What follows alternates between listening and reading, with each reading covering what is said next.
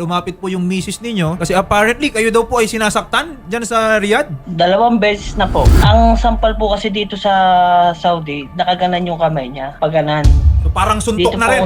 may problema po sa farm noon. Namatayan po ata siya ng kami. Kaya medyo mainit yung ulo niya. Recipe po kasi yung amo ko Prinsipe. dito. Pero yung Opo. gawain niya parang hindi Nagkonfirm gawain po. ng isang prinsipe. Sabi po ng amo ko, wag na wag daw po ako magsusumbong. Kaya-kaya niya daw po ako ipapatay. Meron ng proper coordination with the concerned office po ng OWA dyan po. Ginagawa na po ng OWA Riyadh at ng MWO po yung lahat ng dapat pong gawin.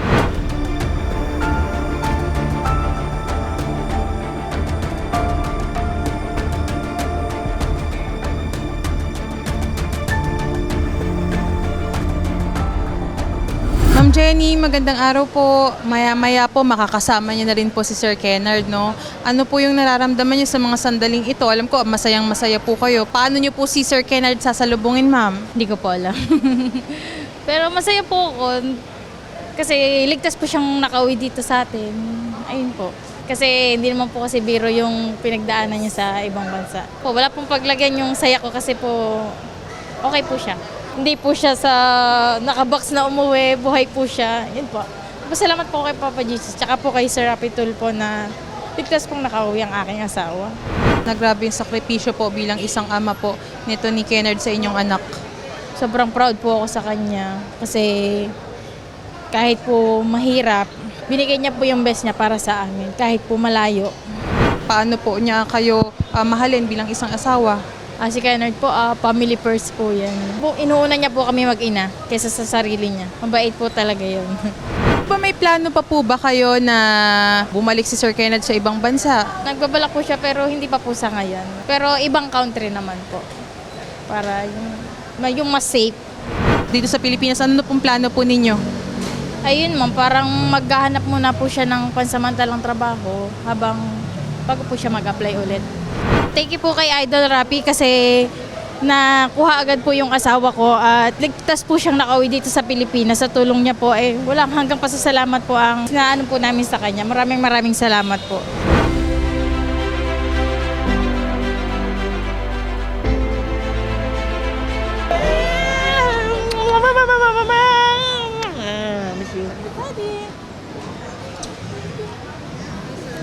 Hello po. Sir, kamusta po kayo? Maligayang pagbabalik po sa Pilipinas, sir. Hello po. Maraming salamat po, Idol Sir Rapi Tulfo, kasi malaking tulong po yung pagkakaano namin sa inyo, pagkaka-report namin sa inyo. Kennard, nakikita niyo naman po yung asawa po ninyo ngayon. Full support po yan hanggang dito po sa pagsundo. Anong message niyo po sa kanya? Maraming salamat. Kasi, syempre, talagang todo effort siya. Syempre, ang hirap din ang pinagdaanan ko po. Kahit po umuwi ng walang naipon, mahalaga nakauwi po ng buhay para makapinig-ultsahan mag-ina. Kayo po ba ay may plano pa pong mga ibang bansa ulit sa pinagdaanan po ninyo? Sa ngayon po, hindi ko pa po naiisip ulit yung kasi nagka-trauma din po ako sa pangyayari doon sa amo ko. Possible po, not sure po, hindi pa po sigurado talaga. Pero kamusta po yung employer niyo po doon, sir? Kayo po ba ay magsasampa pa rin ng kaso sa DMW? Siguro hindi na rin po kasi hindi ko na rin po kasi makukuha yung sahod ko doon kasi kung hindi po ako pumirma doon sa pinapirmahan nila, hindi po ako mabibigyan ng exit visa. So magtatagal pa po sana ako doon. 3 to 4 months pa po yun o hanggang 7 months. Kaya sabi ko, sige kahit hindi na lang ibigay yung sahod ko, basta bigyan na lang ako ng exit visa. Bilang OFW po, yung nakaranas po kayo ng pananakit sa amo po ninyo, hindi po yun naging madali, ano? At may mga katulad nyo rin po na OFW nakakaranas ng ganito. So paano nyo po nalampasan yung ganong sistema, sir, nung kayo ay nasa employer nyo pa po? Laging nananalangin na lang na sana wag ko pabayaan ng nasa itaas. Kasi syempre hindi ko naman alam yung takbo ng utak ng amo ko. Dadating siya, galit na lang bigla, ganun. Basta lagi na lang ako nagpe-pray tapos kausap ko lagi yung pamilya ko. Lagi naman akong naka-on call sa kanila. Nabanggit nga po ni Ma'am Jenny, sir, na kayo po ay family-oriented talaga at makapamilya po, no? Ma'am Jenny, ano pong message niyo kay sir? Ayun po, masaya po ako kasi nandito na siya. Salamat kasi nandito ka na. Nakarating ka ng ligtas.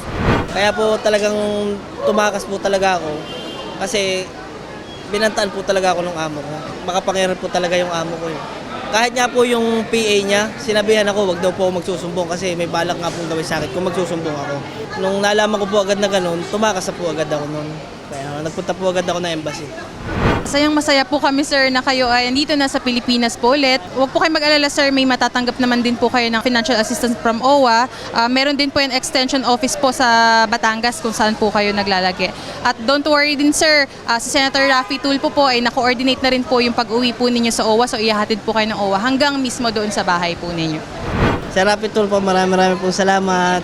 Sir, message niyo po sa mga OFW yung katulad niyo po, palakasin niyo rin po yung loob po nila.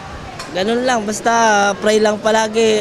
Makakaraos din tayo sa mga kagaya ko na nakakaranas ng gano'n na pananakit ng amo. Basta wag lang tayo susuko sa buhay, sa laban sa buhay. Pray lang palagi.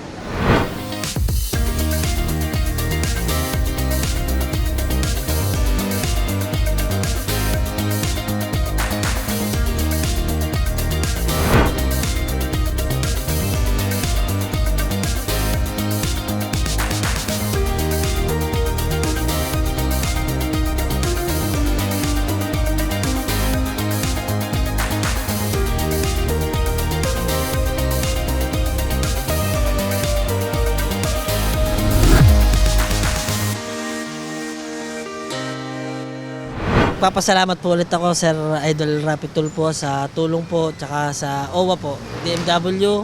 Maraming po salamat sa lahat ng tulong. Yun lang po. Yun po, thank you po sa Idol Raffy Tulfo sa tulong nyo.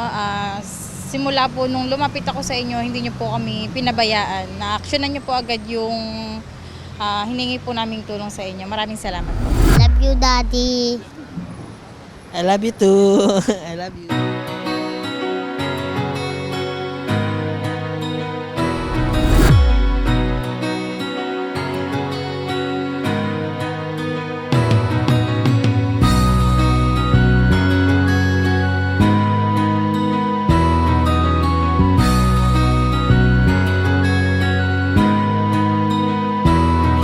Raffy Tulfo, isang taong hindi ka iiwanan. Basta nasa tama ka, ilalabang ka ng patayon. Kahit na sariling reputasyon niya ang itaya, ipagtatanggol ka niya kahit siya ang mapahiya. Ang sarap kapag panatagsan man ng iyong tungtungan, dahil merong Raffy Tulfo ka na masusumbungan. Pag sa hirap ang lahat ay gusto mo ng tuldukan, gagawa ng paraan pa siya ang iyong tinakbuhan, di lang basta